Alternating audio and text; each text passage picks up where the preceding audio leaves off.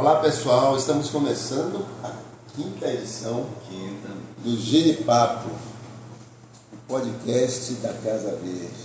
Esse lugar que fica aqui em Itapuã, Salvador, Bahia, é uma reserva ecológica, uma chácara onde tem uma nascente aqui dentro, árvores de grande porte, arrodeado de muito concreto, bancos, supermercados, comércio.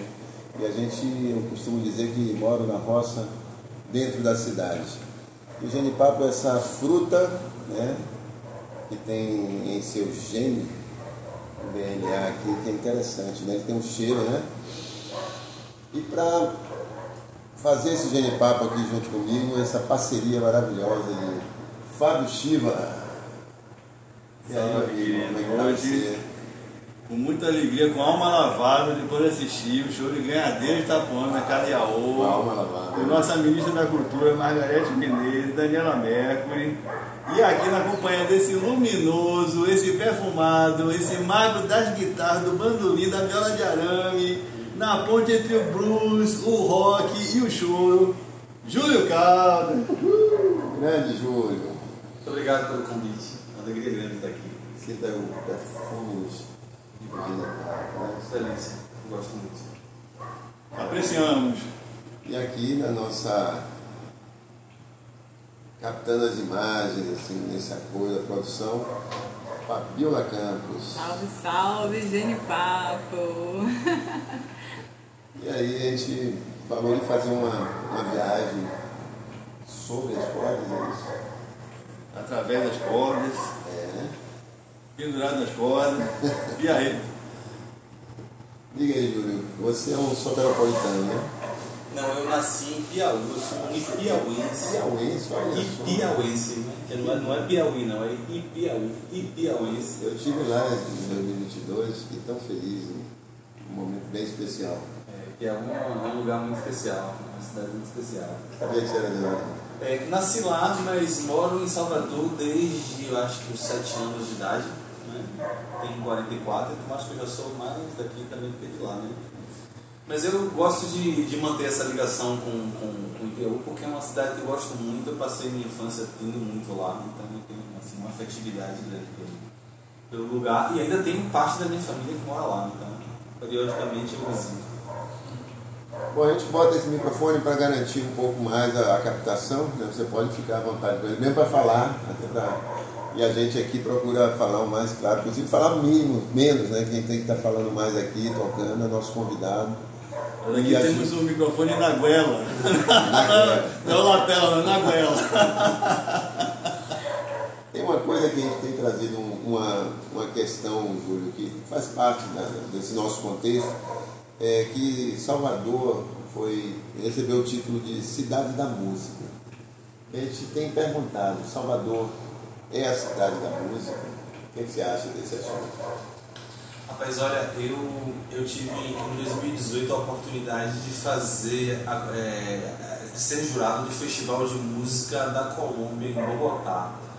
E aí, por que eu lembrei disso? Porque lá também é considerado uma cidade como uma cidade da música, né? E aí eu vi de fato uma semelhança grande entre lá e aqui na questão da criatividade, né, musical, né? Aqui na nossa cena cultural a gente tem uma diversidade muito grande, né? A gente tem gente fazendo muitos gêneros diferentes de música e muitas pessoas fazendo bem, né? Eu acho que é uma cidade que de fato tem muito talento na música aqui, é muito forte. E eu vou dizer, eu vou dizer que o meu palpite é porque a gente é uma cidade muito africana, né? Eu acho que por isso a gente tem esse feeling musical assim tão forte também, né? Acho que vai muito por aí. Eu concordo com essa afirmação de que Salvador é a cidade da música, né? Embora tenha várias lacunas aí dentro do universo da produção, mas em si o que se produz é muito rico, tem muita gente boa mesmo, impressionante. E a gente pode dizer que é a cidade do músico? Aí eu já não diria, eu já não concordaria que Salvador é a cidade do músico, não. Acho que a cidade da música até sim, mas os músicos eles não têm um grande grande espaço, na verdade, né? E tem uma frase que se fala muito em Salvador, de que Salvador não gosta de músico, de artista, né? Gosta de famoso, gosta de celebridade. Então eu acho que isso se enquadra bem, assim, quando a gente olha para o músico, né? Acho que tem muito disso. Assim. E o que você acha que é uma celebridade? Uma celebridade é um artista que aparece na televisão, na Rede Globo, que é a televisão que domina a cultura do Brasil inteiro, né? Eu acho que quando o artista aparece na Rede Globo, ele atinge o mercado brasileiro com mais força. Ou melhor, ele atinge o mercado brasileiro, né? Uma vez que você não chega na Rede Globo, você não difunde da mesma forma. Você pode aparecer, por exemplo, na TVE Nacional, que é incrível, que tem uma programação sensacional e que passa em diversas capitais, em diversos lugares, e sobretudo agora com a digitalização da televisão, né? Uma digitalização da televisão, a gente tem a garantia de passar X canais, né? E entre eles está a TVE. Mas ainda assim, a Rede Globo é a televisão que comanda o Brasil, né? A cultura e tal. Então, acho que o artista, se ele aparecer na Rede Globo, ele está mais perto disso aí. E você, Fábio, o que você acha de ser uma celebridade? Rapaz, esse assunto, né? Olha o Laguela. Laguela, lá tem que ativar aqui o microfone. É muito. Tem que sair na Ilha de Caras? Hã? Tem que sair na Na Ilha de Caras. Pois é. E eu acho que isso tem uma influência muito maior do que a gente imagina nos nossos dias, porque a gente vive assim, a gente ainda não conseguiu dimensionar o impacto das redes sociais, a gente ainda está tentando entender essa zoeira toda, mas assim, bem resumidamente, né, hoje a gente tem uma medida da celebridade equivale a você ter uma sabedoria, né? A pessoa que tem mais visualizações, mais seguidores, é a pessoa que tem mais conteúdo, uma correlação que as pessoas fazem imediatamente. Então essas pessoas se tornam as detentoras dos valores da sociedade, ditam o caminho da felicidade, né? E aí que você tem a possibilidade de você ter questionamento, você questionar um argumento científico, uma tese científica, porque não, mas eu tenho tantos milhões de seguidores, esse cientista aí, ninguém nem sabe quem é. Então se tornou um parâmetro da realidade que a gente vive, o nível de celebridade. Então é um negócio estranho isso aí, essa tal de celebridade. É verdade, você lembrou bem, hoje em dia existem as celebridades que são promovidas através da internet, das redes sociais, né? Youtubers, pessoas com muitos seguidores no Instagram e tal. Realmente existe, hoje em dia tem essa modalidade de celebridade. Engraçado que eu coloquei aqui no Google, né, celebridade, o que foi que apareceu primeiro? A novela da Globo. Novela. Mas aqui aparece, né, característica do que é célebre. Solenidade capaz de definir uma cerimônia pública, celebração, cuja reputação já está feita, que possui renome ou fama, que tem notabilidade. Olha essa palavra, notabilidade, lembra dos notórios, né? Falando há poucos instantes, que não é comum, extravagante ou extraordinário, quem se destaca por possuir características ilustres. Quem é afamado, célebre. E aí existe a inversão, né, também dos valores. Né? As celebridades, eu não gosto nem de citar nomes de alguns programas que eu acho, para mim, aberrações. Assim, né? Ver que a nossa sociedade coloca isso no prato do dia, na pauta do dia, como o principal assunto a ser falado, e coloca aquelas pessoas que estão fazendo determinadas coisas como celebridades. Né? Mas aí é um assunto, a gente puxou por aí, que faz parte desse roteiro espontâneo do nosso Genipapo, né? Eu gostaria de falar ainda uma coisa sobre celebridades, que é o seguinte, ó, eu estou fazendo licenciatura em música na UFBA, né? Sim. Então lá essa discussão ela apareceu algumas vezes, que as celebridades hoje em dia, sobretudo os youtubers que influenciam uma faixa etária mais jovem, digamos assim, mais adolescente, essas pessoas estão influenciando esses adolescentes para esse caminho da celebridade através da internet e tal, e com isso os jovens estão se interessando menos pelo estudo mesmo, por fazer uma graduação, por dar um segmento em um processo de estudo, seja através de uma universidade, ou seja através de um curso técnico, enfim. os jovens estão partindo por esse caminho da celebridade, estão deixando de ter conteúdo, né? Estão deixando de estudar para, quem sabe, né, ter conteúdo para chegar a ser uma celebridade, né? Porque eu penso verdadeiramente uma celebridade, porque eu penso que, né, precisa ter conteúdo também, não pode ser uma pessoa vazia. Então essa é uma discussão que tem sido recorrente na universidade. Eu ouvi isso algumas vezes nesse semestre que passou. Uma coisa interessante a falar sobre isso. Tem uma confusão que se faz, né? Artista e celebridade, que muitas vezes se mistura, né? Então hoje você tem que quem é famoso automaticamente é um artista, e quem não é famoso não é um artista, né? E a gente se perde, né? O que é arte, né? Onde é que se produz arte nesse meio? Onde a arte está, né? Onde a arte está. E aí eu tinha uma como é que chama? Uma resistência em relação a essa palavra artista, em função de uma pessoa que esteve aqui com a gente no primeiro podcast, que é o Walter Lamar, que ele participou, né? Foi com o Edu Nascimento, mas o Walter Lamar chegou aqui, conversou um pouco, e ele, na época, ainda na adolescência, que a gente tocava com ele dizia que não era artista, que não gostava de ser chamado de artista, e aquilo ficou um pouco em mim, né? Como se fosse o artista uma coisa superficial.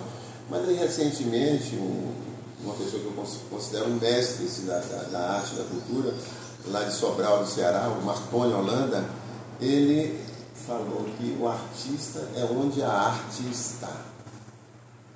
Aí, para mim, a palavra ganhou realmente um significado.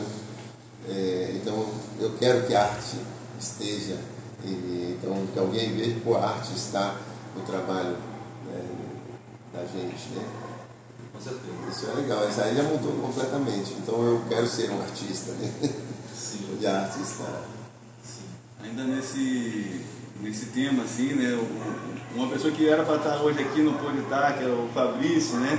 Para bater esse papo com a gente, meu irmão, Fabrício Barreto, meu irmão, que a gente tocou junto, fez um rock and roll em massa, juntos, foi sensacional. E assim, a gente fala muito sobre a música que está sendo produzida hoje, né? E Fabrício é muito enfático ao dizer assim, que esses sucessos todos que estão tocando hoje na rádio, daqui a um ano ninguém vai estar ouvindo mais, né? Ele fala isso com muita ênfase, e na verdade, se você for olhar os sucessos do ano passado, já caiu na poeira do esquecimento, né? Enquanto que você tem, assim, é um papo muito difícil, eu não gosto dessa coisa assim, bons tempos, esse papo de quem já engessou, né? Mas eu acho muito difícil não fazer uma comparação desfavorável com essas celebridades musicais que estão aparecendo hoje, a maioria, né, com raras e honrosas exceções, com as músicas que tocavam no Globo de Ouro, digamos assim, para pegar um exemplo da Globo que você citou, né? E fez 50 anos, parece, né? Programa Eu vi ontem no Viva, né? Passou assim, está tendo uma celebração dos 50, acho que é 50 anos do Globo de Ouro. Aí eu queria saber, Júlio, como é que você percebe, você acha que houve uma queda na qualidade da produção, ou no mainstream, ou é monocultura na indústria musical? Como é que você enxerga isso? Bom, olha, você falou sobre esse tema, e é um tema também que eu acho muito interessante, que inclusive eu tenho uma teoria sobre esse tema, que é uma teoria baseada na minha história, assim, que eu venho trabalhando com música já há quase 30 anos, né? Então eu venho acompanhando esses artistas, pensando em música e mercado o tempo inteiro, né? E eu venho observando, com o passar do tempo, que a música, a difusão da música, ela caiu num lugar assim, muito diferente do que era antigamente. E eu coloco a conta disso na internet, né? Porque, por exemplo, eu posso passar o dia inteiro na internet só ouvindo Frank Zappa. E eu vou passar o dia inteiro, a semana toda, eu só vou ouvir Frank Zappa. E aí o outro vai ouvir Zé Vaqueiro.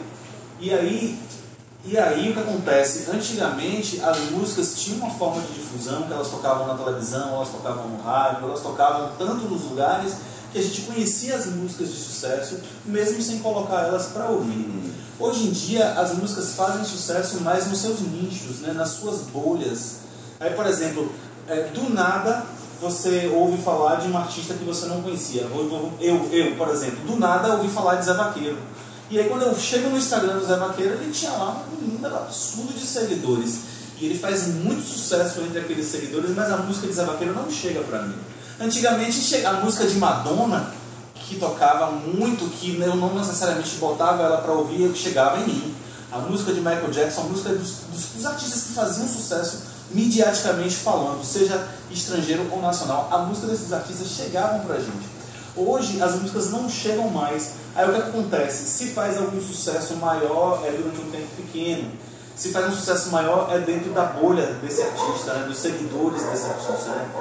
Então a música ela passou a se difundir de tal forma que hoje, daqui a alguns anos, a gente não vai ter mais clássicos da música brasileira, como a gente teve Garota de Ipanema ou Asa Branca. Não acabou isso, não vai ter mais clássico da música assim. E uma prova disso é que eu desafio a quem está assistindo a tentar se lembrar de uma música que fez sucesso há 10 anos atrás, por exemplo, sem recorrer ao Google, né? Para ver se você vai se lembrar. Dificilmente você vai se lembrar. Você vai se lembrar de um artista que você tem afetividade pelo trabalho dele. Aí você vai se lembrar. Mas não é mais geral, que qualquer pessoa lembra se você cantar um pedaço da música, assim, né? Então hoje em dia é isso. Eu acho que a coisa da bolha, do algoritmo, que deixa tudo acessível para quem está mais em contato comigo, fez esse fenômeno, né? Da música perder essa difusão de forma ampla como tinha.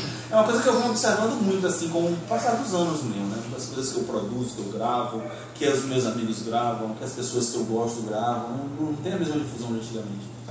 Nosso tema de hoje, né, é uma viagem sobre ou através das cordas, né? Que cordas são essas? Acho que a gente falar de corda também tem a ver com o coração, né? Então, de certa forma, a gente liga tudo nessa conversa aqui, essa grande pulsação, né, que é a coletividade, é todo o nosso sistema de vida, que envolve tantos aspectos, né? Mas temos as cordas, que é para a gente uma referência. Você é uma referência de um artista, de um célebre músico das cordas, né? Está com a guitarra na mão, um instrumento de cordas, 6 cordas, né? Que guitarra é essa aí? Essa é uma guitarra tipo 335, né? Que é aquela guitarra que B.B. King usava, né? É uma guitarra semiacústica, mas ela mantém aqui centralmente um bloco inteiriço de madeira, e aí isso faz com que a gente possa tocar qualquer gênero de música com uma guitarra como essa semiacústica, né? As guitarras semiacústicas, elas não são ecléticas, você não pode tocar qualquer gênero com elas, não soa muito, né? E essa guitarra, ela é uma guitarra projetada para soar em qualquer gênero, né? Esse estilo, esse modelo de guitarra. Essa não é uma original Gibson 335, mas é uma guitarra, um modelo 335 fabricada pela Ibanez, que também é uma marca que é conceituada em fabricar 335 também, né? A minha relação com as cordas é isso, assim, eu comecei tocando guitarra, né? Meu primeiro instrumento foi a guitarra, e muito inspirado nos grandes ícones do rock e do blues, aqueles ícones do final dos anos 60, início dos anos 70, que é aquela geração de artistas que começaram inspirados no blues, querendo montar uma banda de blues e aí chegaram nas suas carreiras. Então essa é a minha vocação inicial assim pela música, foi o que me chamou a atenção pelas cordas, foi a guitarra. E aí, com o passar do tempo tocando guitarra, aí eu fui começando a me interessar por outros instrumentos de corda também, né? Entre eles, o primeiro foi a viola caipira, e a viola, por a gente lidar com várias afinações, me abriu essa percepção de que as cordas, elas trabalham de uma forma muito parecida, qualquer instrumento de corda dedilhada e cordas temperadas, né? Que as temperadas têm esse tracinho de metal aqui no braço, são as cordas temperadas. Então as cordas temperadas, elas têm uma técnica muito parecida para se tocar, seja com a mão direita executada de dedo ou de palheta. Então, como eu já tocava guitarra e quis ampliar um pouco esse leque de sonoridades, eu fui para as outras cordas e um instrumento foi me puxando para o outro, né? Um foi me puxando para o outro, e chegou um determinado momento da minha vida em que eu também senti uma necessidade de aprender a falar português.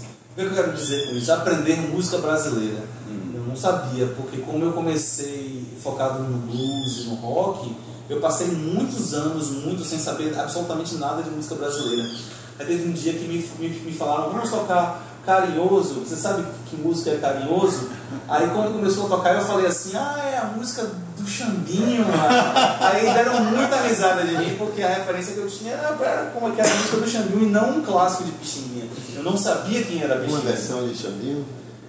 Tinha nos anos, não me lembro que época, mas há muitos anos atrás, Carinhoso foi trilha sonora da propaganda do Xambinho e iogurte. Eu lembrei de Xambinho. Não, Xambinho, o iogurte Xambinho, né? há muitos anos atrás. Eu lembro dessa propaganda. Essa propaganda. Então quando tocou a música, eu falei, porra, a música do Xambinho, aí todo mundo riu de mim. Não é a música do Xambinho, é um clássico de Pixinguinha, e eu não sabia sobre Pixinguinha. Era em formato de coração, né? A embalagem do Xambinho. Isso. E aí, pois eu cheguei a esse extremo, assim, de não saber quem era Pixinguinha. Então, a partir desse momento que eu passei por essa situação e digo, não, eu preciso começar a aprender a tocar música brasileira. Aí foi que veio a viola e as outras cordas e tal. Aí aqui em especial eu trouxe essa guitarra porque hoje aqui, em parceria com o meu amigo Fábio Shiva, a gente compôs algumas músicas do que vem a ser um próximo disco que eu estou produzindo. Agora assim, do meio, quase pro fim assim, do isolamento social, assim, a gente estava gravando e produzindo músicas para esse disco em especial. E aí Fábio contribuiu com algumas letras. O disco, assim, ele todo gira em cima de um conceito do blues que é muito inspirado em nomes como T-Bone Walker, que são figuras que fizeram um blues que você meio que canta junto com um riff sempre, né? Aí depois Jimi Hendrix pegou isso e fez muitas outras coisas. Aí Stevie Ray Vaughan pegou isso e fez outras coisas. E aí o conceito do disco em si está em cima disso, dessa onda do blues que vai aparecer da frente. Então eu vou fazer uma foi a primeira que a gente compôs juntos. São músicas que são pensadas de serem tocadas com banda, e não é muito para se tocar assim como eu vou tocar, mas a gente tem que aproveitar a oportunidade de estar juntos para celebrar essas composições.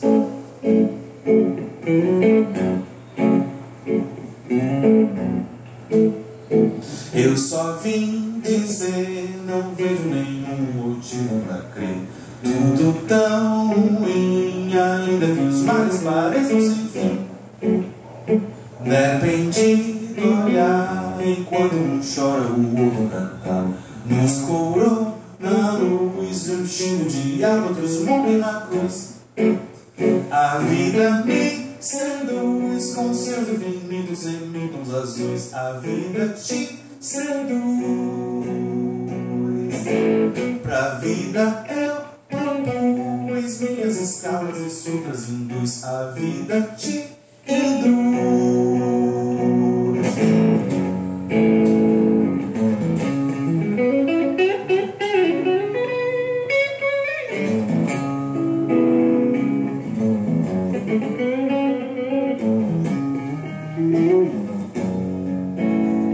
Pro luto e pro flor, pro luto e pro amor, pro raso e pro fundo, redondo é o mundo. Pra vida ou pra morte, pro sul e pro norte, pro não e pro sim, pro início e pro fim. E assim quiser, e assim que é, com garra e com fé. E assim eu quiser, e assim será, quem viver verá.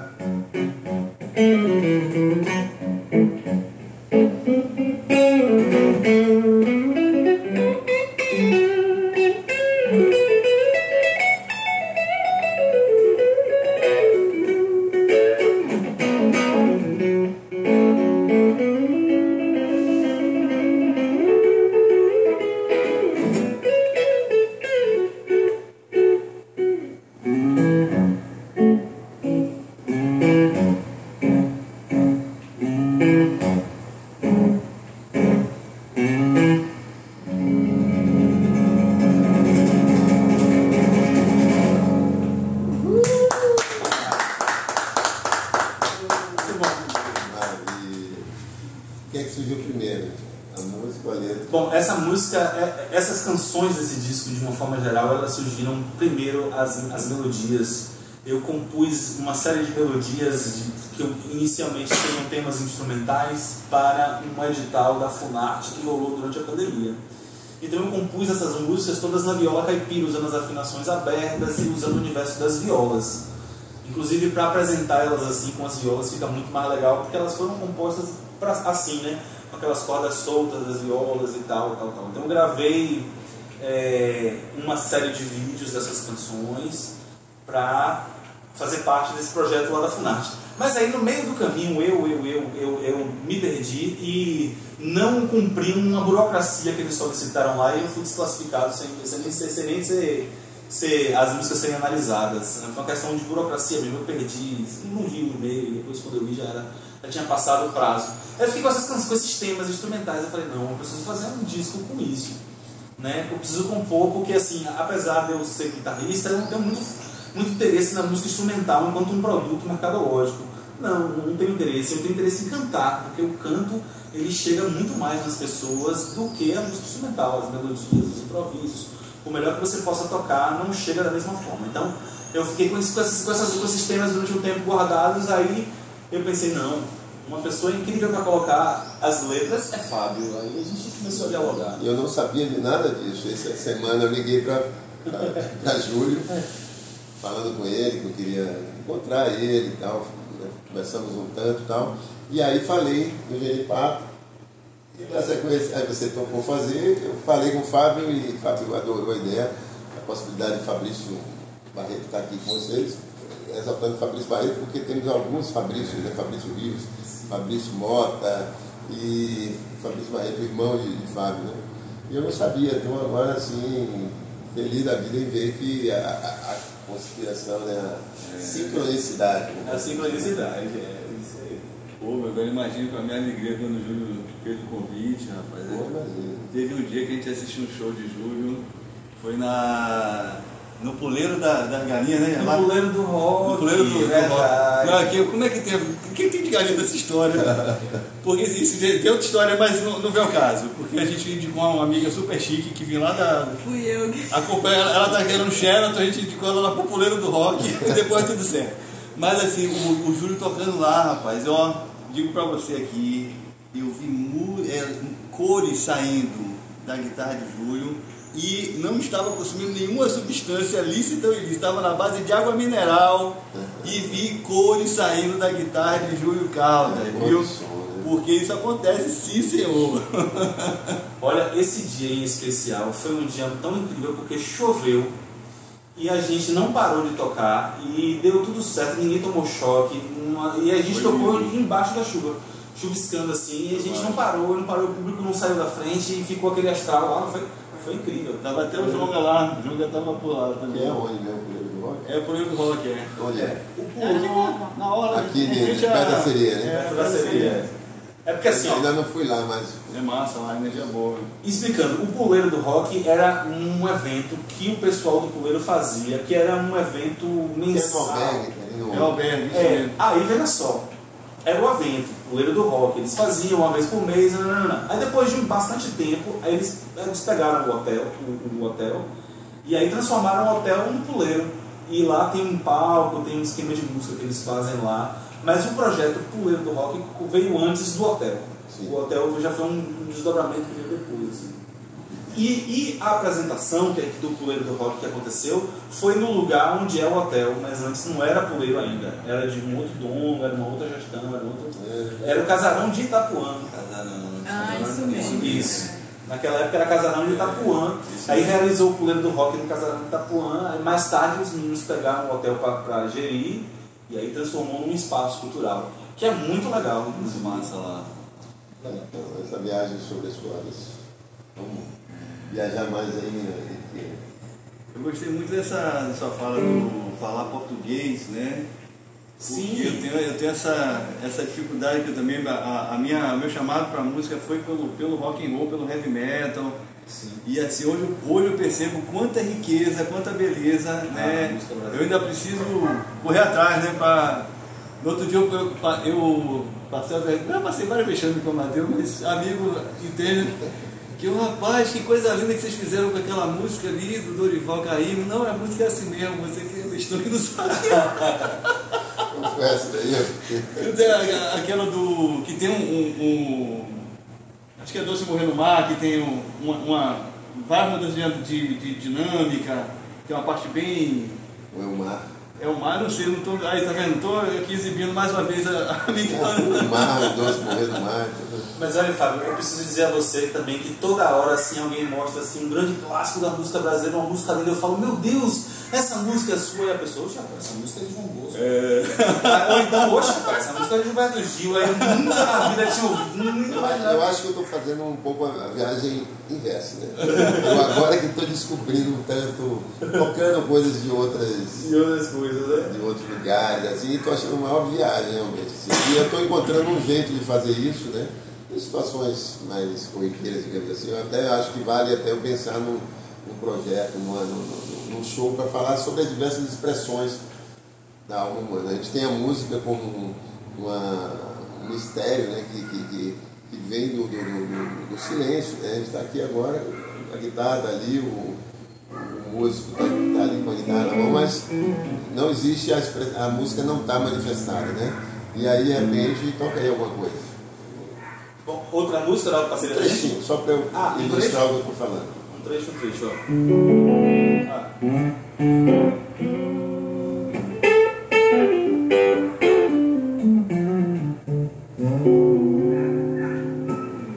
Me diga, de onde veio isso, né? Ele está ali, o instrumentista, e a música está onde?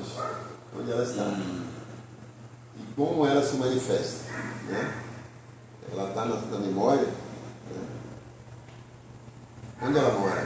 Onde é a casa da música? Onde é a casa da música? Rapaz, eu acho que a música ela tá em alguns lugares. Ela tá na memória, né? No nosso pensamento, na nossa cabeça, né? E ela tá no nosso coração também, né? Eu acho que a música ela tá nesses dois lugares. Eu acho que tem pessoas que conseguem fazer música sem coração. Tem gente que consegue, isso eu não consigo, mas tem gente que consegue. Por incrível que pareça, eu tenho uma música de um dos maiores, né?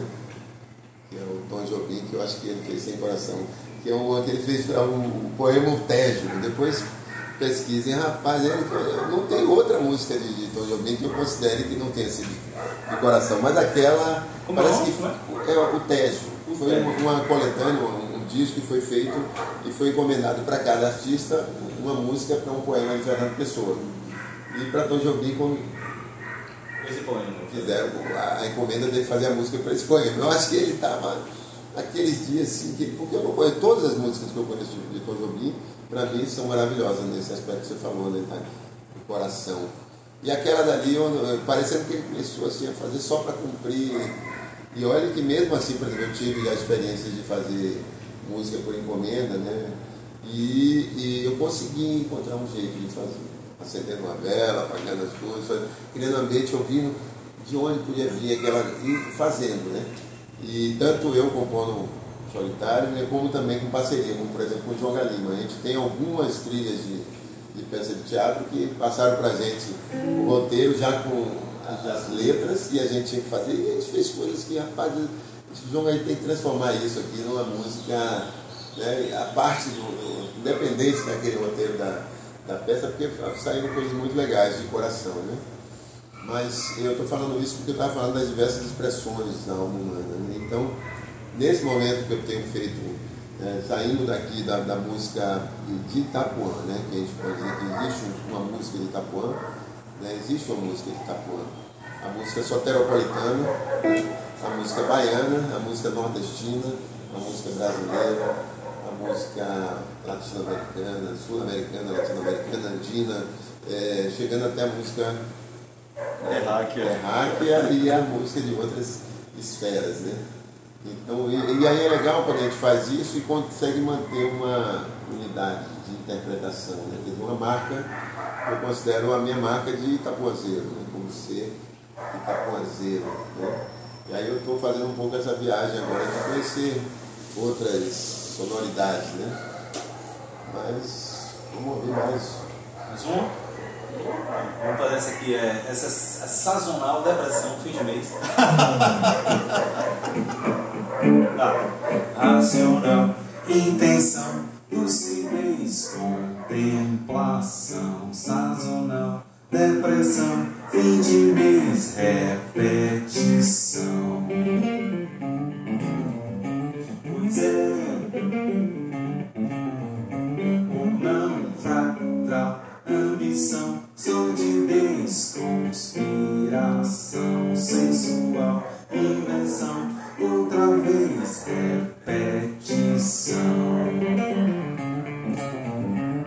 zero. Não preso na recursividade. Penso que não pode ser espelho a se multiplicar. Isso é de enlouquecer. Fio sem elasticidade está quase a se romper. Quando tudo vai acabar, eu não quero nem saber.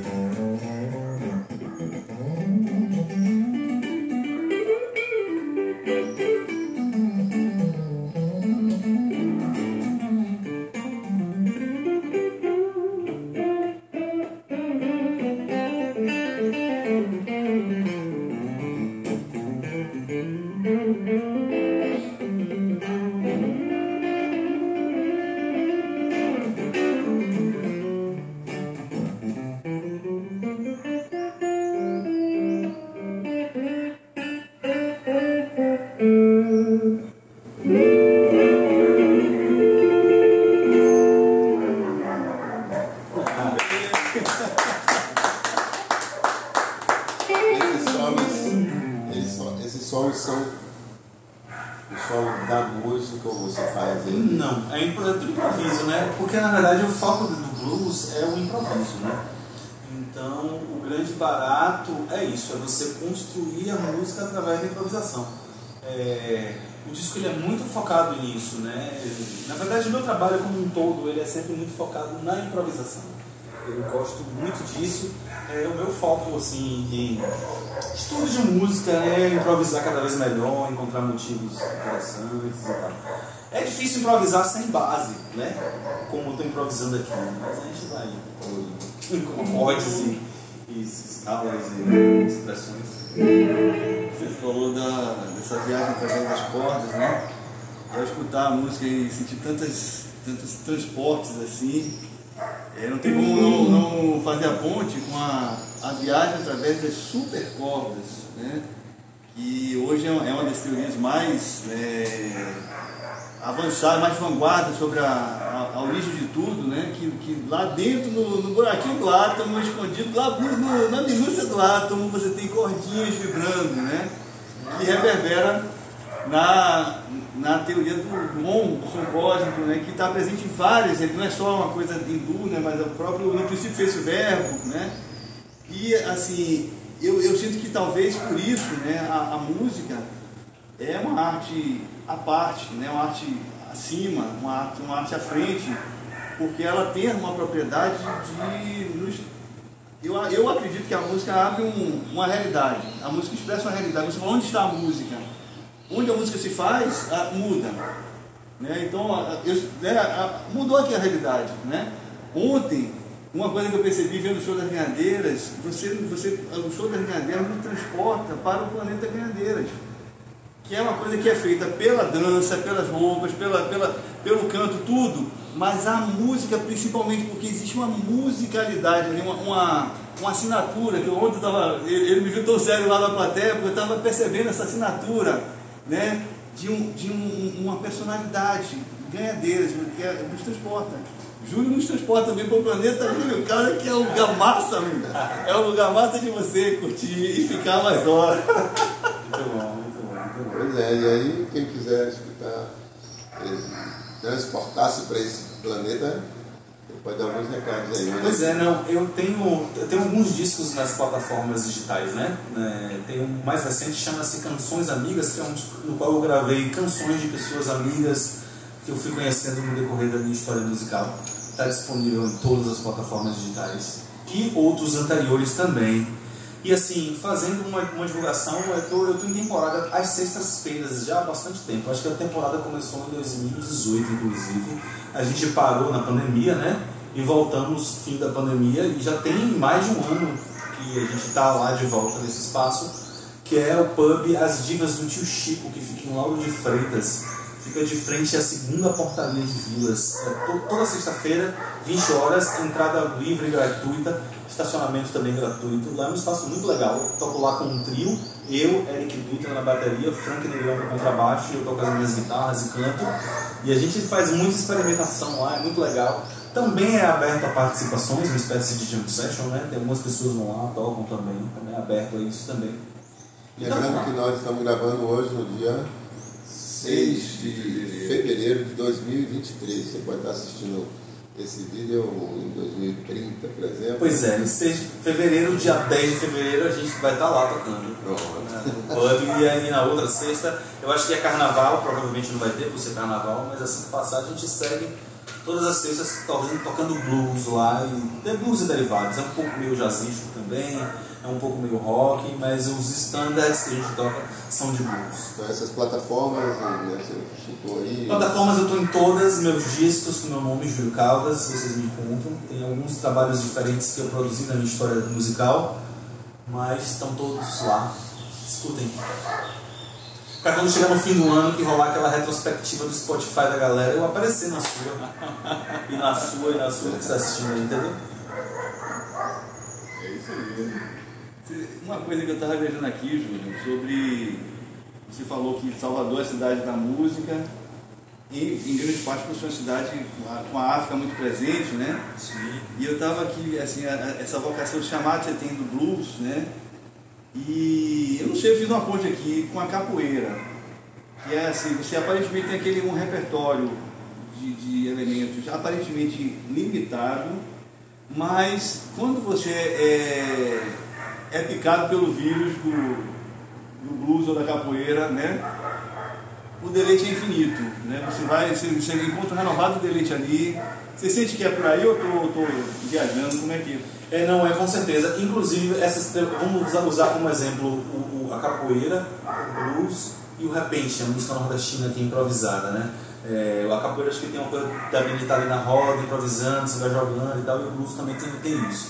Então assim, tem uma coisa que liga, por exemplo, o repente e o blues, talvez na capoeira seja assim também, não posso afirmar, mas você vai me corrigir se eu estiver errado. Existe uma quantidade específica de versos e de rima, que o primeiro, por exemplo, o blues acontece muito do primeiro rimar com o terceiro, a primeira frase rimar com a terceira frase, a segunda rimar com a quarta.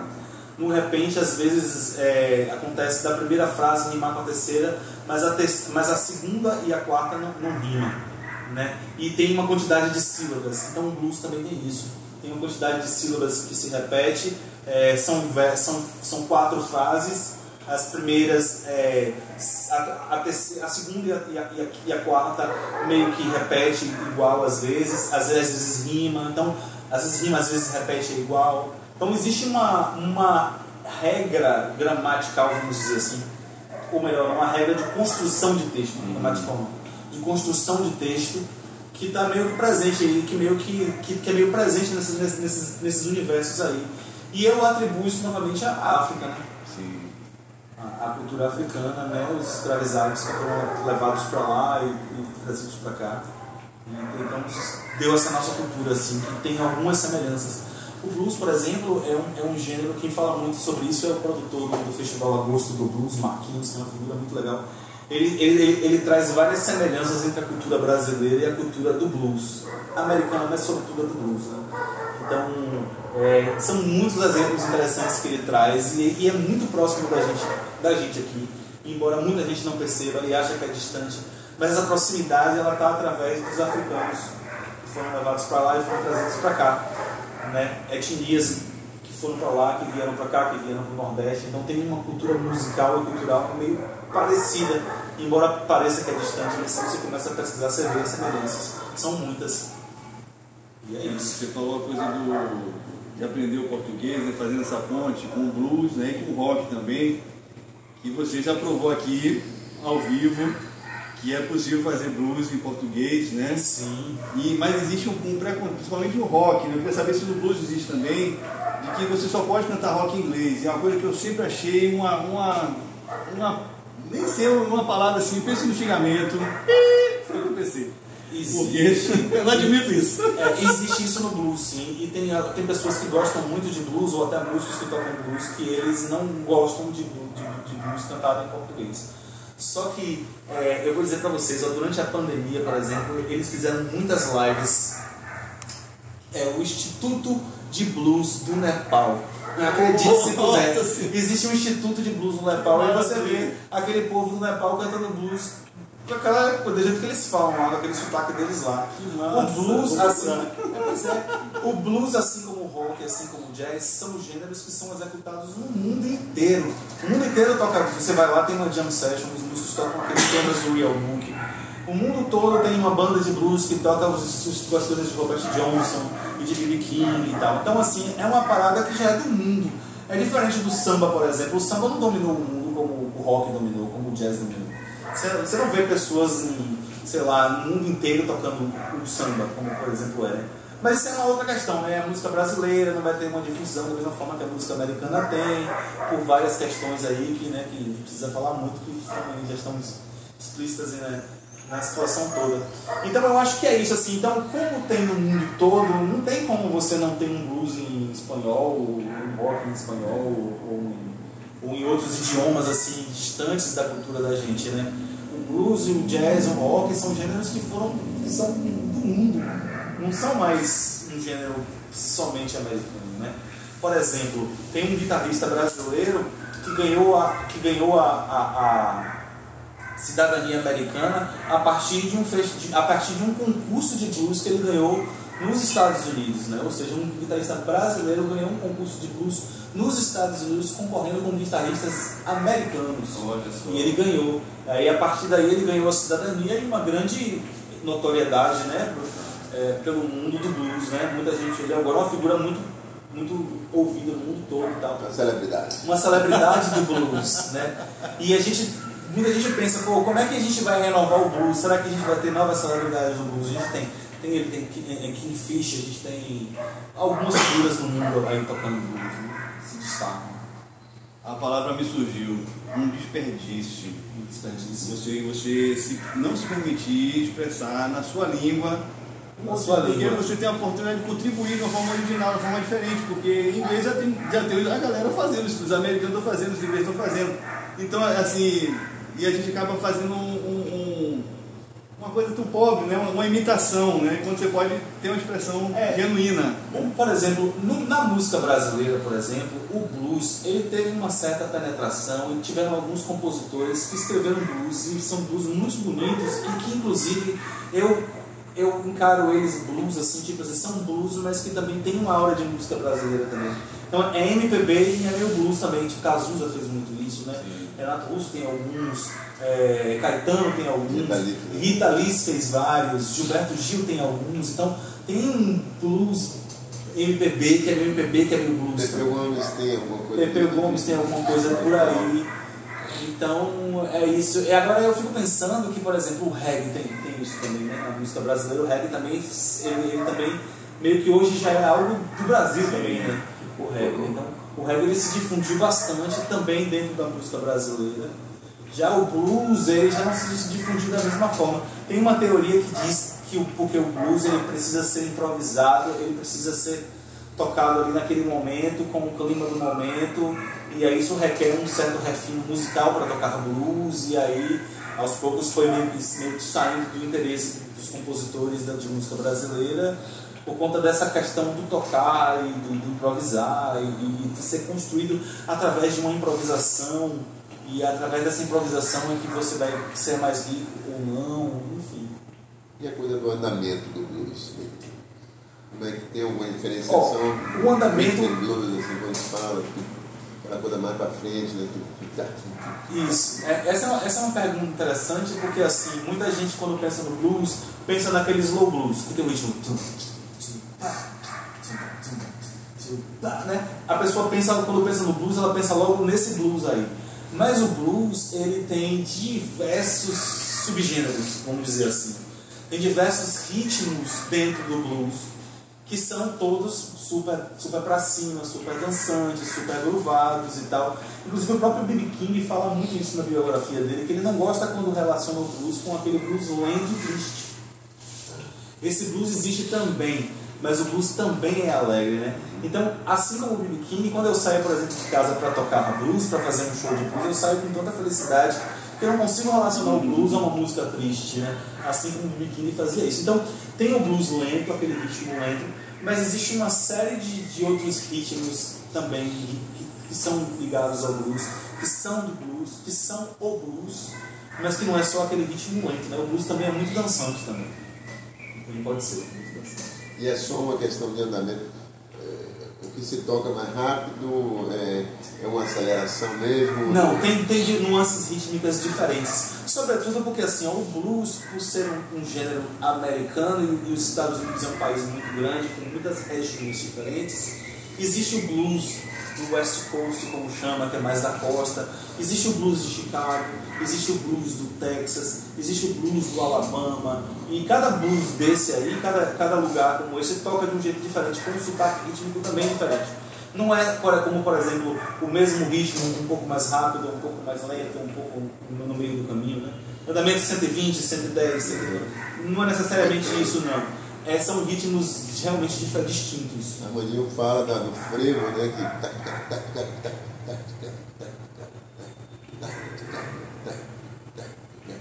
Que vem do frevo até o que se chama de samba reggae, que para mim também eu estranho chamar isso de samba reggae, porque é um é como se fosse uma marcha mais lenta, mais gancho, né? E eu identifico o samba reggae muito mais aquele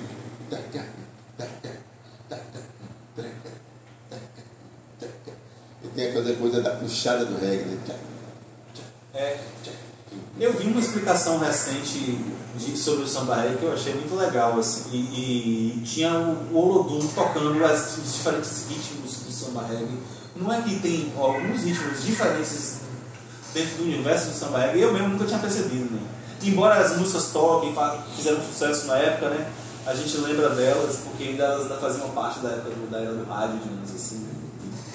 E aí tem realmente levadas diferentes rítmicas dentro do samba reggae. Ontem até eu vi, por exemplo, no show de Daniela e Margarete lá, ela, vamos fazer a nossa versão de No One Cry em samba reggae. Aí começou a puxar e o baterista fazia uma pegada e ela estava querendo que ele puxasse. E ele fazia mais reggae? E ele fazia uma outra coisa que não chegava a ser um reggae e tal. Ele estava fazendo a viagem dele. E ela começou a se incomodar com aquilo. Não sei se vocês estavam nada, vocês não estavam nessa hora. Foi no show de Daniela, é isso? Foi no show de Daniela, né?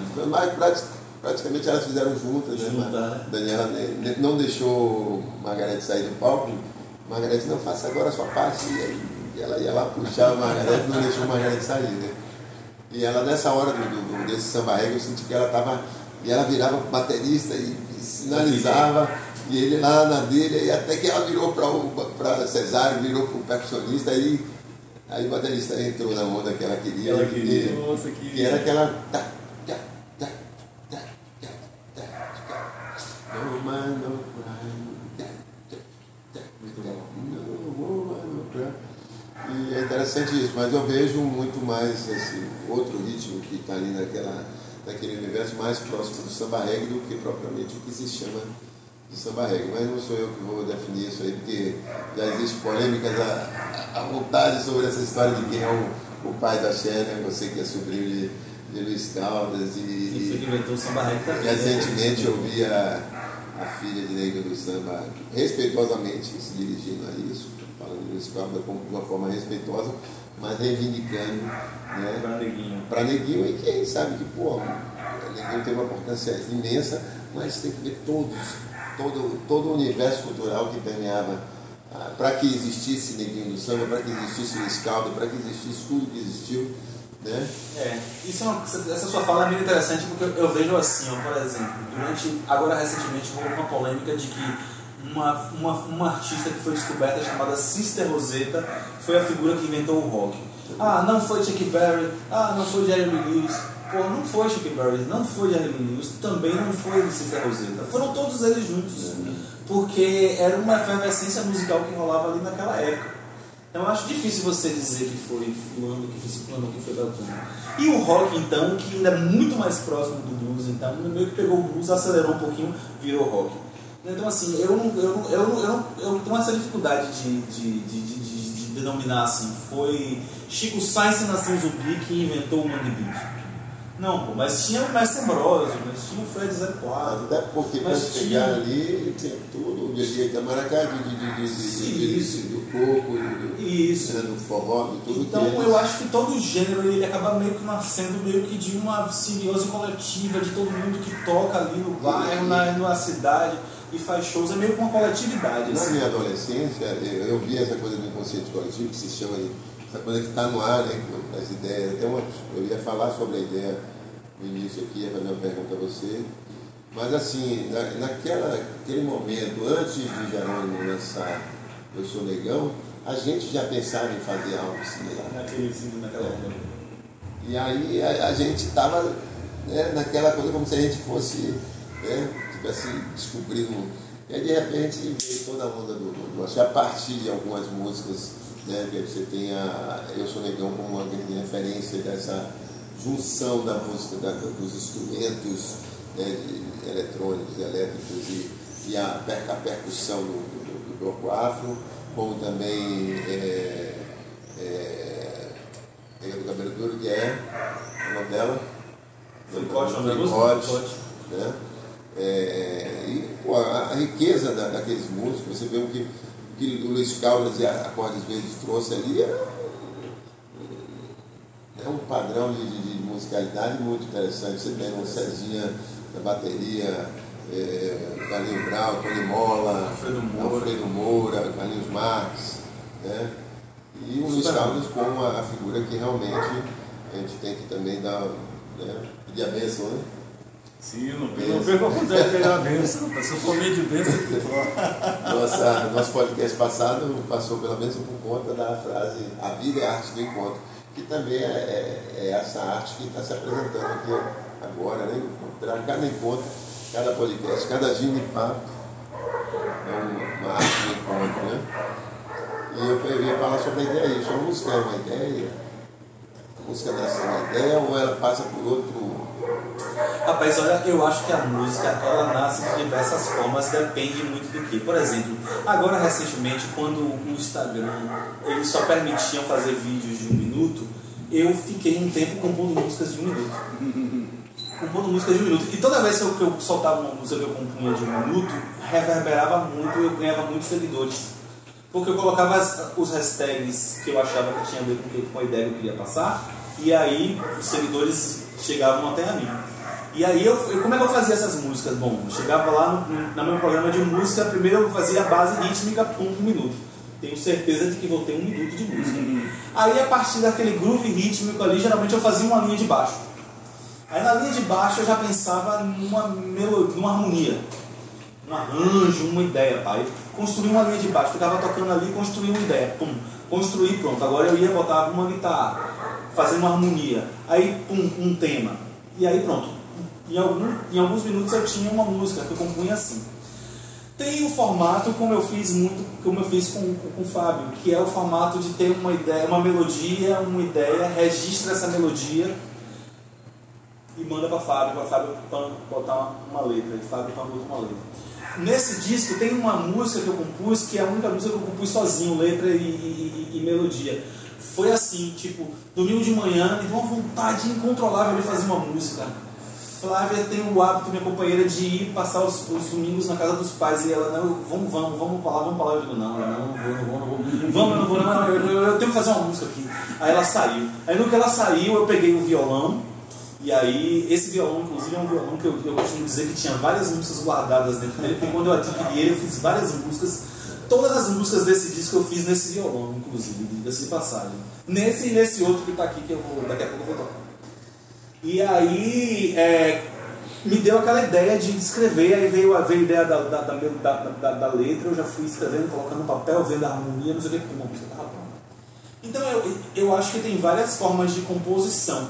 Tem uma coisa que eu compus muito agora para os exercícios da escola de música, que é escrever na partitura. Que é uma parada para mim altamente matemática. Aí eu vou juntar 2 cocheias aqui, vou botar uma pausa de semicocheia, e daqui eu vou fazer, entendeu? E aí saio construindo até lá na frente. ah, não, eu vou repetir isso aqui que ficou bonito, não, eu vou botar um motivo com pausas sempre no primeiro tempo e tocando sempre a cocheira que está no beleza, e nesse trecho eu vou colocar um baixo que faz assim, um violoncelo que faz assado, entendeu? Então é uma outra forma de composição que eu explorei bastante até agora no curso de música que eu estou fazendo, que teve algumas coisas que teve que fazer de composição, embora não seja um curso de composição, teve aí está mais próximo da ideia, né? Aí está mais próximo da ideia. Então, assim, eu acho que tem várias formas. Agora, eu sempre gostei muito da coisa da inspiração que chega. Eu sempre achei que o ideal da composição é isso. Mas aí, as pessoas que fazem composição na universidade dizem, não, composição é transpiração. É aquela ideia que você coloca no papel e que você escuta, bota no programa lá, não gostou, aí faz de novo, aí não gostou, faz de novo, aí começa a gostar, aí já começa a botar uma outra coisa para dialogar com aquilo ali, não tá bom, não é isso, aí começa a ficar bom, e aí vai indo, e vai transpirando e vai compondo. Então eu acho que existem vários formatos de composição e cada pessoa pode se utilizar deles, assim, né? Eu acredito que você deve ter alguns formatos, experiências de composição assim. Eu acho muito bom quando a composição, por exemplo, vem que parece que é mediúnica, que de repente você pega no instrumento e pum, tá ali a música. E você não fez nenhum esforço e ainda você ainda não esquece. Ainda dá cereja do bolo. Eu tinha como critério muito isso. Eu não registrava. A maioria das músicas que eu compus eu não registrei em gravações, para não esquecer. Eu tinha isso como parâmetro. Se eu continuasse lembrando, porque a música fazia parte de mim, né? E aí um dia eu vi uma entrevista de Moraes Moreira e ele falou exatamente isso. Isso também. Eu achei interessante.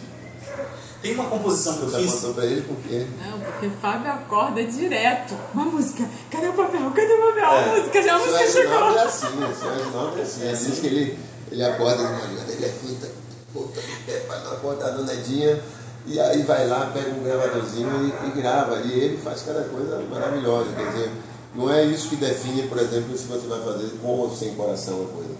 É tudo bem, se você começa a fazer uma coisa registrando para não esquecer, colando partes que não tem nada a ver, que não faz parte de um sentimento, né? Realmente acho que não dá um resultado interessante. Mas você falar da música de Sr. Reginaldo, tá ali o disco dele foi gravado aqui, né? Uma preciosidade, e ali é só uma parte da criatividade dele.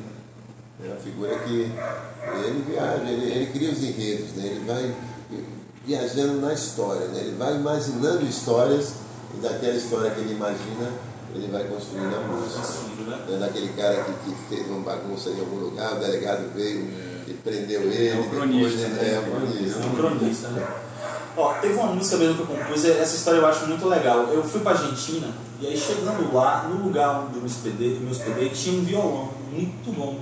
E aí eu descobri esse violão, falei, meu Deus, que violão maravilhoso, peguei e comecei a tocar, que violão incrível, aí vou compor um tango. Bom, eu nunca, até aquele momento ali, eu nunca tinha sequer ouvido um disco de tango, botado um disco de tango, não tinha nenhuma influência de tango para compor um tango. Mas, pirado estava de estar na Argentina, em Buenos Aires, vou compor um tango com um violão maravilhoso que está aqui comigo. Comecei a tocar um tango. Aí pronto, fiquei tocando e fui com uma amiga minha, produtora, aí ela armou de fazer uma participação na minha apresentação com um bandoneonista de lá, muito bom, chamado Gabriel Rivano. E aí chegou no ensaio, Paola fez, mostre o seu tango para ele, e aí, o que é isso, Paulo? Ela, não, quer que eu passe vexame? Quer que eu passe vexame, rapaz? Aí ela, não, mostre o seu tango tá bom, acredite em mim, eu sou argentina, eu sei o que é tango, tá bom, mostre para ele. Aí ela me encorajou, na hora que ele saiu lá, ficou só eu e ela me encorajou. Quando ele chegou, eu falei, olha aqui, Gabriel, eu compus um tango, ele, oh, que maravilha, que muito bom. Eu falei, um tango aí, posso te mostrar? Ele pode. Aí eu comecei a tocar o tango, ele rapidamente anotou a harmonia e começou a tocar comigo, e ficou incrível, por causa dele, né? Lógico, né? Ficou incrível. Ele tocando o tango, ele fez, você precisa tocar esse tango no nosso show. Eu falei, você tá doido, né? Você tá doido, né? Aí ele, não, o seu tango é lindo e o público argentino vai se sentir homenageado de você vir aqui na Argentina e fazer um tango bonito desse. Meu Deus! Aí me convenceram, os dois, tocamos o tango. Rapaz, para exemplificar, para vocês verem o resultado, veja esse vídeo, tem no YouTube, chama Os Segredos do Tango, mas em espanhol é Los Secretos del Tango. Entendeu? Tem esse vídeo aí, bota aí Júlio Caldas, Os Segredos do Tango na Argentina, vai aparecer os vídeos, aí vocês vão ver a reação da plateia quando a música acaba, que esse é o grande barato. Vamos ver se a gente bota o link na descrição do vídeo. Isso. Nessa hora, é só para Os Segredos do Tango. Pra gente não esquecer. Vou anotar aqui. Isso. E aí vocês vão ver como é que foi o resultado, qual foi a resposta da plateia ao ouvir o tango que eu escrevi lá. Vamos ouvir esse Instrumento aqui. Esse instrumento aí que você trouxe. Esse instrumento aqui, ó, ele se chama Weissenborn. Ele é um instrumento que ele é originalmente do Havaí, certo? Ele é uma espécie de formato acústico para a guitarra havaiana. Só que a guitarra havaiana, ela também é presente no blues, e no blues ela tem um outro nome, ela tem o nome de lap steel. E eu chamo de lap steel porque é o formato que eu toco, é o estilo que se toca no blues. E esse exemplar foi feito por um luthier daqui de Salvador chamado Eduardo Silva. Tem um ateliê no 2 de julho. Ele fez para mim esse instrumento, pesquisou. E ele nada mais é do que um violão que você toca no colo. Como no colo vai ficar, não vai dar para ver, eu quero ver se eu boto aqui em cima. Mas ela pode... Ó, mas pode ser. Tá de boa. Aí vamos fazer mais uma das músicas que a gente escreveu juntos, né? Que fez juntos, né?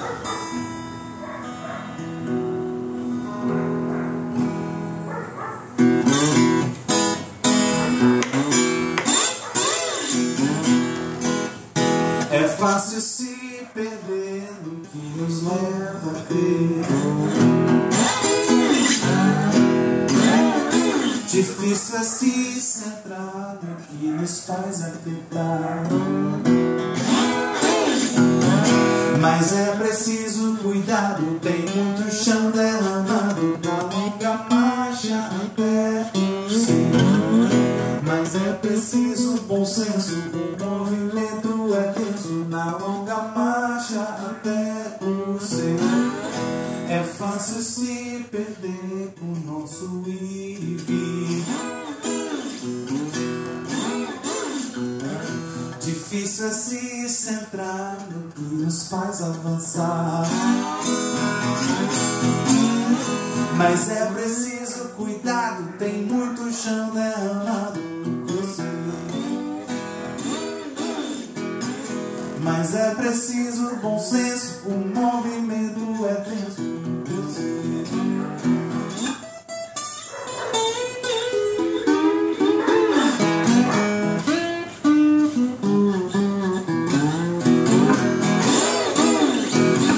É fácil se perder no que nos leva a crer. Difícil é se centrar no que nos faz aquietar. Mas é preciso cuidado, tem muito chão derramado na longa marcha até o céu. Mas é preciso bom senso, o movimento é tenso na longa marcha até o céu. É fácil se perder o nosso ir e vir. Difícil é se centrar no que nos faz avançar. Mas é preciso cuidado, tem muito chão derramado, eu sei.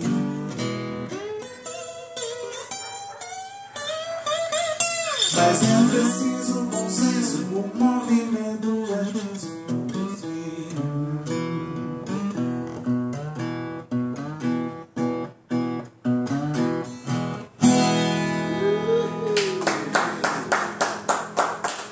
A afinação é um Mi maior, Aqui tá no Mi maior. Eu uso sim essas afinações que a gente usa nas violas, né? Cebolão, Rio abaixo, Rio acima, porque para essa coisa de você tocar e cantar, você tem o acorde aberto, né? Facilita para você fazer um pouco de harmonia também, né? Igual a corda solta para você. interessante isso, né? Porque existe o ouvido absoluto, eu ouvi falar do ouvido semi-absoluto, Você já ouviu essa expressão sobre isso? Eu ouvi essa Eu nunca tinha ouvido falar de como ouvido semi-absoluto. Eu sempre considerava assim, um ouvido treinado, né? Eu, por exemplo, considero meu ouvido treinado, por exemplo, para identificar quem é um Mi maior. Né? Eu tenho um parâmetro assim mas não é um ouvido absoluto. Mas, não, é que tem o ouvido absoluto e o ouvido relativo, né? Mas eu, sinceramente, eu não acredito. Eu não acredito numa vida absoluta, não. É polêmico isso. Quando eu faço, as pessoas acham louco da minha parte. Mas assim, é porque eu acho que a gente pratica a nossa percepção e aí a gente vai melhorando, até o ponto da gente reconhecer as notas, as melodias, os acordes, só de ouvir. Não é uma coisa difícil. Por exemplo, agora lá na escola de música, nas aulas de percepção, você vê os professores brincando com isso, é muito simples. Você memorizar a altura das notas e a partir daí você ter essa referência. Por exemplo, eu que venho praticando minha percepção há um tempo, eu tenho uma dificuldade, por exemplo, em ouvir um Mi e pensar que é uma outra nota. Que tem um estudo que a gente faz. Você sabe, está cantando em que tom? Assim, é difícil. Mas, inclusive, os pássaros parece que eles cantam num tom que é universal, que cai bem em qualquer tom. Tem isso. Então, eu acredito nisso. Eu acredito que a gente pratica e melhora a nossa percepção e tal. Eu não acredito muito naquela coisa da pessoa nascer com um dom incrível. Eu não acredito muito nisso, não. Eu acho que a gente desenvolve. A pessoa pode nascer com aquele dom incrível. Tem gente que sabe, vê as notas, vê a cor. Não foi só essa única vez. Mas tem o caso dos sinestésicos, né? Pessoas são capazes de ver as cores e sentir os sabores da música, né? Que não é na verdade, estão acessando uma propriedade inata da música, que a música tem cor e tem sabor. Essas pessoas que são capazes de acessar porque é frequência. O sabor é uma vibração, né? Tudo é vibração, né? Isso é muito interessante, até isso já entra no estudo de filosofia Sankhya, né? Que fala justamente que são as cibereletricidades que chamam. Cada sentido é uma eletricidade diferente. Então você enxergar as cores da música não deveria espantar, mas espanta. Eu fico pensando que essas cores elas são relacionadas à energia. A energia que a gente emana enquanto está ali tocando, porque a gente está ali com energia assim, pensando em fazer bonito, em tocar bonito, em tocar cada vez melhor, e no próximo coro a gente vai improvisar melhor, vai fazer um solo mais bonito. E aí nessa energia que a gente vai botando para fora, aí algumas pessoas conseguem perceber. Eu fico achando isso, né? Tem uma moça, Elizabeth, uma coisa assim, que alguns enxergam as cores, outros sentem os sabores. Tem essa suíça, ou sueca, não lembro, que ela consegue... Vamos botar um monte de coisa nessa descrição. Vamos procurar, eu vou procurar esse link, é muito interessante, né? Eu só lembro de uma descrição que falou que a sexta menor é cremosa. Achei isso cremosa? Sensacional. Mas sabe que os intervalos, a gente relacionar eles a sensações, a músicas que tem ele, ajuda a gente a botar ele na cabeça, né? No ouvido, né? Na percepção da gente. Né? O trítono, como é que é? Já foi considerado um intervalo? O intervalo demoníaco, né? Diálogos em música, né? E o trítono, na verdade, ele é o quê? Ele é a quarta metade, ela é justamente a Blue Note, assim, né? Justamente a Blue Note, o trítono. Então, pra mim, o trítono é celestial, ao invés de infernal. É cultural, então, isso? Cultural, eu diria, eu acredito que sim, né? Naquele tempo lá atrás, que o trítono era uma coisa do diabo, imagina uma 11ª aumentada, uma 13ª bemol, devia ser um negócio... Né? Bem que eles deviam ter medo, né? Bem quente. Mas é um intervalo que sugere uma tensão, né? Sim. Você, naturalmente, talvez seja. Também divide a escala na metade, né? Eu viajo nisso, né? Essa coisa do trítono foi aparecendo nos meus 2 primeiros livros. Eu falei, foi um tema muito importante, né? E assim, eu acho muito interessante que todas as civilizações associam a música ao sagrado, né? Menos a nossa, mas em determinado momento era também assim, nessa época só que aí assim, da igreja, né, medieval, só que acho que a coisa se perdeu porque a igreja se perdeu também, começaram a queimar gente, a coisa foi ao ponto de assim, considerar que um intervalo é coisa do diabo, mas assim, a mulher não podia cantar na igreja porque também era impura, então, mas precisava da voz fina, então vamos castrar um menino para ele ficar com a voz fina, isso é de Deus, o título não é de Deus. Aí a coisa se perdeu de tal forma que, enfim, chegamos na caneta azul, deu nisso. Pô, mas esse seu pensamento aí, cara, é um pensamento muito, muito profundo e que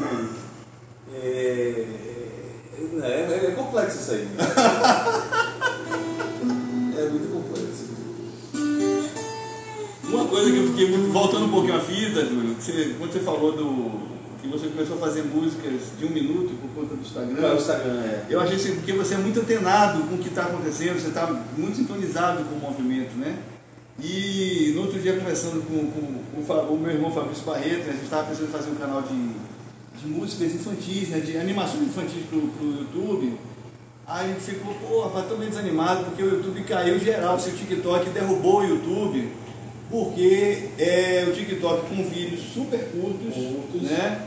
Isso gerou isso já tem vários estudos sobre isso, que as pessoas estão se viciando naquela curtos. E é uma dopamina instantânea. A pessoa tem aquela descarga de aí já vai pro próximo, e aí não tem mais paciência para ver vídeos longos. Sendo que vídeo longo é de 5 minutos. Então assim, como é que a música vai transitar nisso, né? Porque se a gente pensar que o formato canção não é uma coisa. Imagine nosso atemporal, podcast aqui, né? que tá uma hora. Eu tenho assistido podcast de 2 horas. Agora, dentro de um ritmo de vida assim que eu consigo esse tempo, apesar de eu ter tantas tarefas, tantas coisas fazendo, mas e acho muito legal, né? Porque você consegue, por exemplo, numa conversa como essa aqui, a gente trazer informações, trazer conteúdos muito legais, né? Muito legais. Isso. Mas assim, ó, falando dessa questão aí eu acho que esse é um grande desafio assim pra gente hoje, né, produzindo música, é isso aí que você acabou de dizer. As pessoas estão habituadas a vídeos curtos, o TikTok meio que impôs um conceito, aí o Instagram foi atrás e criou o Reels o Instagram tem o mesmo conceito do TikTok, que é fazer vídeos curtos. Eu vou dizer uma coisa pra vocês, quando eu cheguei na internet, eu tinha esse purismo de que não, o meu vídeo tem que ser sempre inteiro, dane-se quem não quiser assistir. Mas hoje em dia eu já sou aquela pessoa que posta vídeos de 1 minuto. Eu tenho postado vídeos de 1 minuto e assim, eu acabei me acostumando com esses vídeos de 1 minuto. Né? Claro que eu assisto vídeos no YouTube maiores, vídeos grandes e tal, mas quando a gente olha o nosso... as descrições do nosso canal, os dados do nosso canal, o feedback do nosso canal, do que aconteceu, quantas pessoas assistiram, de onde assistiram, quanto tempo assistiram, o que assistiram, né? Porque o YouTube oferece isso, né? Para você fazer um monitoramento da sua rede. Aí você vê que realmente as pessoas só assistem pouquíssimo tempo. E para mim, isso começou com a onda do Facebook, com esse conceito de timeline, que você está sempre girando para baixo para ver o próximo conteúdo e o próximo. Isso começou com o Facebook. Porque o Orkut não era assim. Não era assim. Aí o Facebook apareceu dessa forma. E aí a gente se acostumou a isso. Aí veio o Instagram, que também tem esse conceito de você estar rolando a timeline sempre para ver o próximo conteúdo, o próximo. E aí você vê a quantidade de curtidas que tem em cada postagem, você não sabe o que realmente aquela pessoa parou para ver. Se ela curtiu porque ela curtiu mesmo, ou se ela curtiu porque ela... Mas eu penso que em geral as pessoas curtem por várias questões. Às vezes curtem porque gostam de você, curtem porque é seu amigo, ou curtem porque você está com um instrumento bonito, ou com uma roupa bonita, ou porque você é bonito, ou porque você é engraçado, ou porque eu acho que as pessoas curtem por variados motivos hoje na rede social. Inclusive acho que a música virou pano de fundo até. Tem gente que compra curtidas, né? Compra seguidores, é um negócio realmente doentio, não sei, a inversão de valores, né? Porque a pessoa queria ter. Eu tive uma situação que eu cheguei fácil nos 4.000 e poucos seguidores, 4.500 por aí. Mas não sei o que aconteceu. E ainda não parei ali. Não sei se eu fiz alguma coisa aqui no Instagram. Bloqueou, se é uma estratégia deles para que você comece a anunciar. Né? Não sei, você tem quantos seguidores? Eu tenho uns 6.000 e poucos seguidores, mas eu também tenho a impressão que eu parei nos 6.000 tenho bem bom. Se eu tivesse no ritmo que eu cheguei nos 4 mil, eu já estaria mais de 10 mil. Mas, e aí eu parar para ver, eu tenho um plano da Claro, né?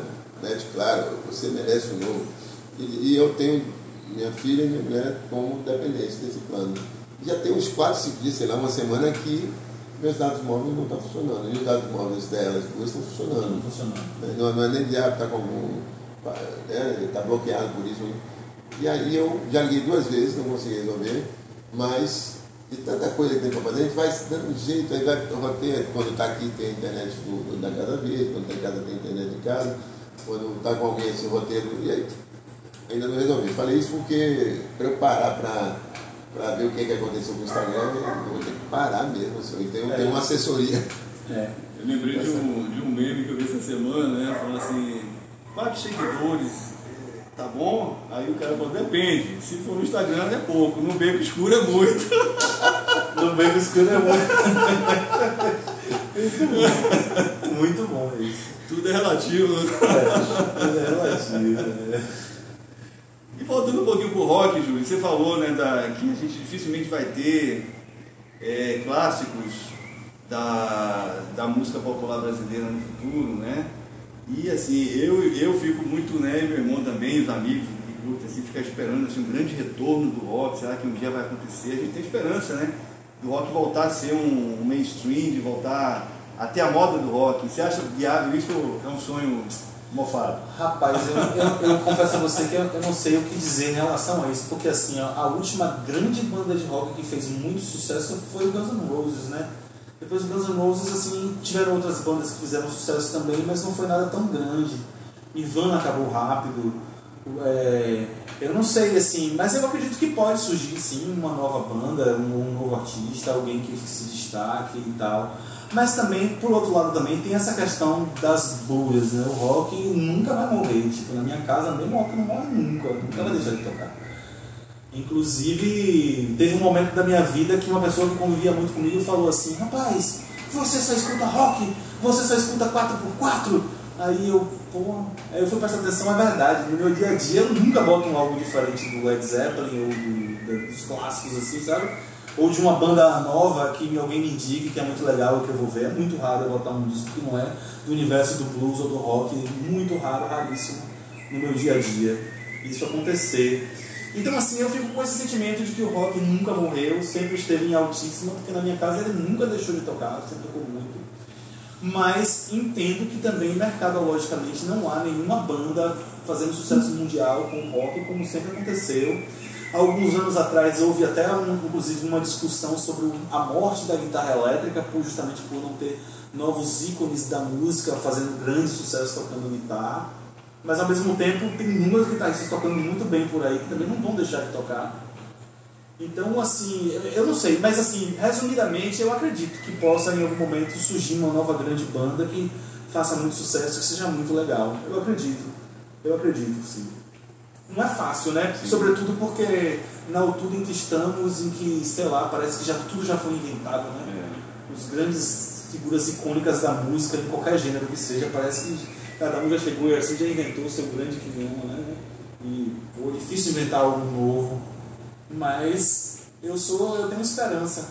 Mas assim, por outro lado também, eu sei que existe muita gente boa e uma cena muito incrível acontecendo. O que acontece é que a mídia, as grandes, né, não deixam os artistas aparecerem, né? Novos Chico Buarques tem, que escrevem tão bem quando ele tem, sim, não vai morrer com o Chico Buarque.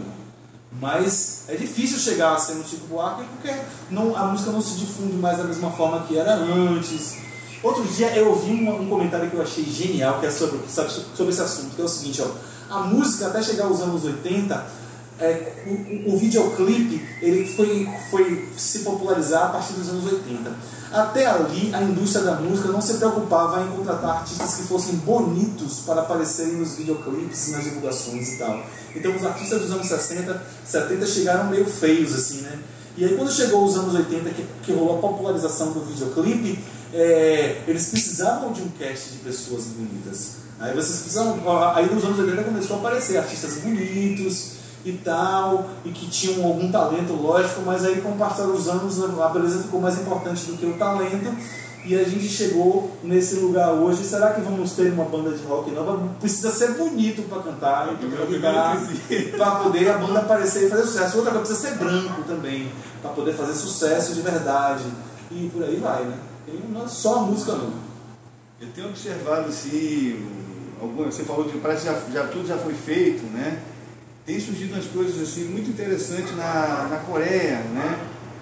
De misturas, né? Você vê uma coisa que tem uma base de uma guitarra de heavy metal com uma menina com uma voz angelical, com um negócio técnico soando junto, e fica um negócio, acho que talvez também seja por aí um sarapatel musical, uma mistureba, né? De repente vai dar uma coisa, será ou não? Ou é decadência? Não, eu tenho fé nos artistas, na arte dos artistas, eu tenho muita fé. Eu mesmo tenho muitos amigos que são muito incríveis, que são muito bons. Não é possível que não vai acontecer nada. Pode não acontecer comigo assim, a nível mundial, não sei o quê. Mas algum amigo meu que é muito bom, pelo amor de Deus, né?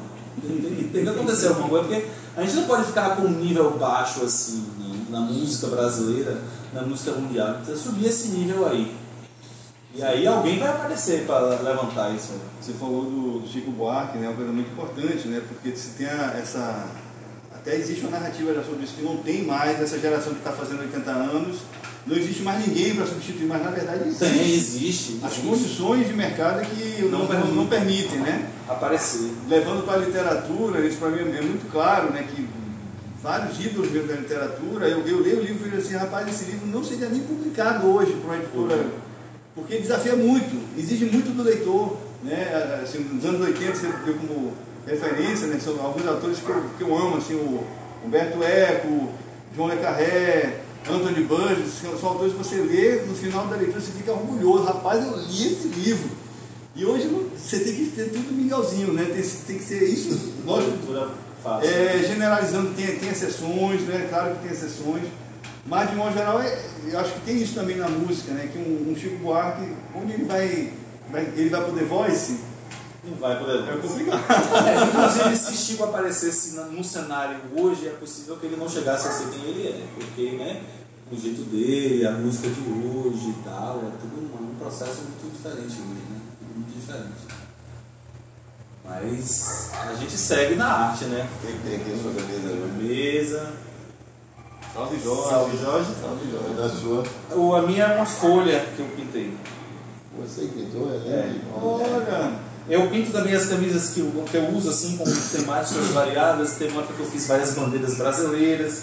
Essa aqui é da coleção de folhas, eu fiz várias folhas. Mas assim, falando da literatura que você falou aí, recentemente eu li uma compilação dos apócrifos, minha gente. Quem é cristão mesmo assim, vai para a igreja, seja ela qual for, e não lê os apócrifos, tem que ler. Tem a mínima condição de seguir numa religião sem ler os apócrifos, não tem como. Ele me impactou profundamente recentemente. Tem o de Madalena, para mim é o favorito. Ainda não li de Madalena. Sou devoto de Madalena, tem o de Felipe, de São Tomé, né? Porque São Tomé, né? Que é o nosso santo de devoção. Porque a versão oficial, as pessoas não se tocam disso, a versão oficial da Bíblia, ela foi definida com o rei James, né? E 1500 anos depois de Jesus, alguém decidiu isso aqui é a Bíblia. Não foi uma coisa que veio do trombetas, luz, não. Homens decidiram em 1500 depois de Cristo, essa é a Bíblia oficial, isso aqui não, isso não pode. Tiraram vários conteúdos que deveria estar, né? Deveria estar, com certeza, porque já tinha todo o interesse ali. Esse é um assunto que, rapaz, é complexo. Outro genipapo. Outro genipapo, língua costa, viu? Porque... Mas por que você chegou nesse assunto mesmo? Porque ele falou da literatura, rapaz, e explicou sobre a questão de um formato de escrita que seja mais fácil, mais acessível e tal. Aí eu me lembrei que há poucos dias eu li e fiquei muito impactado. Eu li uma compilação com vários trechos assim, e fiquei muito impactado. Se eu não me engano, é no Evangelho de São Tomé, que ele tem uma diferença muito interessante com as parábolas de Jesus, que ele não explica, no Evangelho de São Tomé não tem explicação, porque as parábolas tem, ele conta a parábola do semeador, a parábola do filho pródigo, tudo, Só que no de Tomé não tem explicação. E nisso você tem uma possibilidade de novas interpretações. Inclusive essa do semeador mesmo, eu li uma interpretação, seria uma incitação à reforma agrária. É possível você ver isso. Que são assim, você vai para caminhos totalmente diferentes. É muito interessante. Com a palavra do semeador, eu recentemente fiquei imaginando onde estou. Né? Onde estou nessa gradação, né? Onde as sementes caíram ao longo do caminho, ou caíram no solo pedregoso, ou nos espinhos, ou na terra fértil, né? E aí cada explicação dessa, né? O mais interessante é você perceber onde está, né?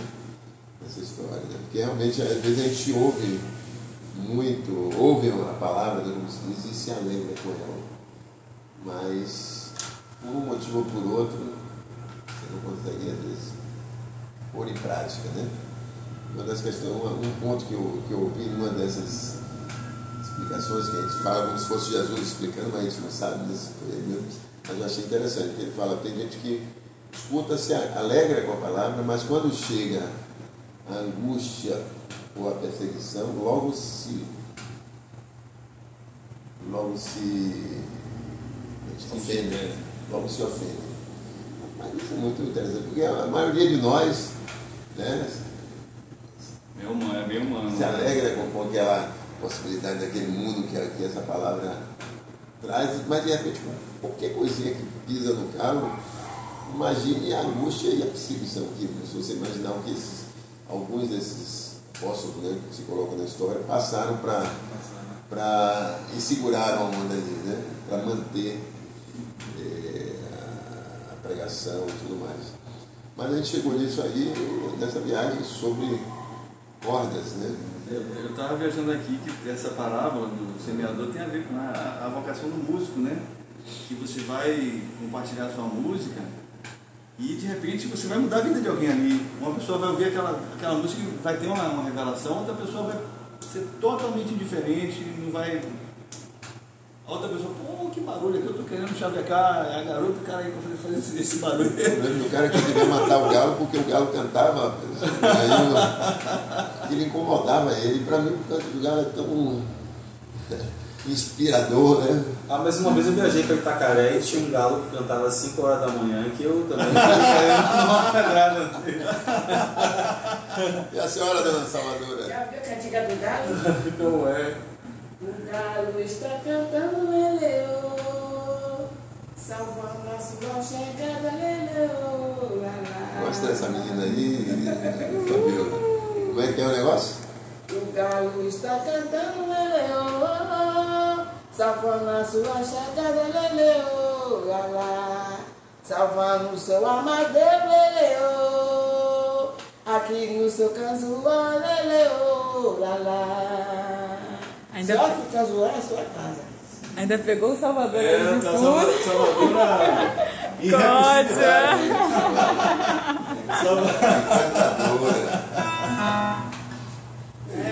Acho que a gente já tem aí. 1h32. Não é quando Passou fluindo, que uma beleza. O que a gente pode ouvir ou fazer umas considerações finais aí, né? Vamos passar o limpar. Só tenho a agradecer. Quando eu soube que você vinha, meu querido, fiquei na alegria. Quero dar só um testemunho aqui, graças a Júlio e tal, a gente está falando do semeador, né? Foi com essa do A Longa Marcha até o Ser. Eu tive, vocês têm uma coisa que é muito preciosa, eu compartilho com você que está assistindo, que é a lei do Dharma, o propósito de vida faz parte das 7 leis espirituais do Deepak Chopra, né? E você acessar a lei do Dharma é você acessar o que você veio fazer aqui, qual a sua missão, o que você tem para fazer. E essa missão passa sempre em alguma coisa que você está a serviço, nunca é uma coisa para mim, é sempre alguma coisa que você está fazendo, que você faz, que você tem prazer, que você tem alegria, mas que você está a serviço do coletivo. E ao fazer essa, quando o Júlio falou assim, rapaz, mandou a música e veio a Longa Marcha até o Ser, eu percebi que a coisa que eu mais amo fazer na vida é letra de música, mais do que tudo. É uma coisa que eu entro num estado de êxtase, que eu me sinto assim, eu sinto que Deus me ama e eu amo todo mundo e o universo é feito de amor. E eu devo isso, essa percepção, meu irmão. Júlio, cara. Muito bom, muito obrigado. Então eu já vou dizer que vou lhe mandar outras melodias que você for aí, né? Assim que tiver. Que maravilha. Delícia. Eu adoro o genipapo, sobretudo aqueles docinhos de genipapo, que faz chama rabinho de genipapo, balinha de... Adoro. Delícia, né? Adoro. Bom demais. E aí, uma música para fechar? Que beleza. Eu só vou falar antes, agradecer, né, por essa oportunidade que a vida nos dá, né, desses encontros e dessa forma espontânea, né, como aconteceu, né, eu te ligar, eu te falei algum assunto e tal, mas na sequência eu já fiz o convite, você se disponibilizou, eu passei a informação dos meus queridos, eles adoraram, né, a gente chegar aqui e fazer um papo de 1h30 tão rico, né, tão repleto de conteúdos interessantes, de reflexões, de um encontro especial mesmo. Então, fica essa força aí do Genipapo, o poder do Genipapo, e dizer que na próxima segunda, dia 13 de fevereiro, né, a gente vai ter aqui a presença de Carla Vise e Carlos Leal. Né? Eles vêm falar também sobre uma parceria que eles têm, mas que também naturalmente chegou também nosso amigo Aireza, né? Tocou nessa técnica. Eu nem sabia que Carla Vise ia estar aqui no Brasil nesse período, mas ela se disponibilizou a vir e ela tem um trabalho magnífico, tem uma história da música baiana brasileira, agora construindo a história lá em Portugal. E claro que eu estou dando esse anúncio para o dia 13 de fevereiro de 2023, né? Se você tiver assistido depois, já sabe. Mas quem assistir antes já vai ficar ligado. Vamos escutar então mais Prova de Vida.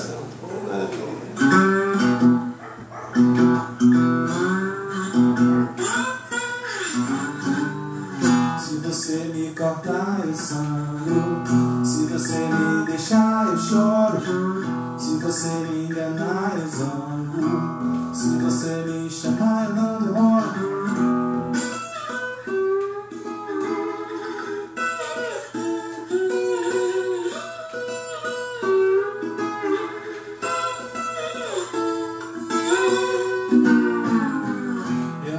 Mas o que proponho, se o que você quer é prova, bem que pode ser só um sonho, desde o berço até a cova. Eu li num livro, se dói estou vivo, faço o que for preciso, sobranceiro e altivo. Se você me bater, revido. Se você me beijar, eu gosto. Se você quiser ir, convido. Se for jogo de azar, aposto.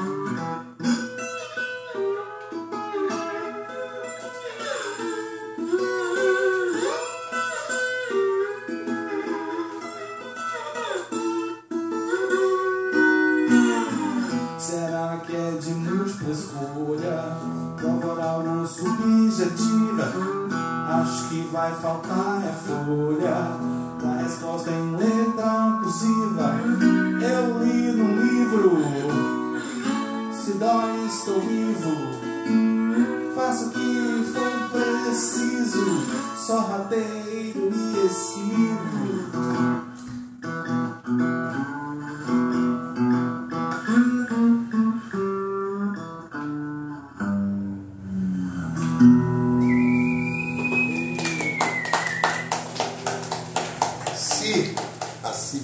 Mundial será em breve subitamente destruída ou se cristalizará numa longa duração que não resida em algo permanente, mas que se instale, muito ao contrário, na mudança contínua, em que o novo será substituído pelo mais novo.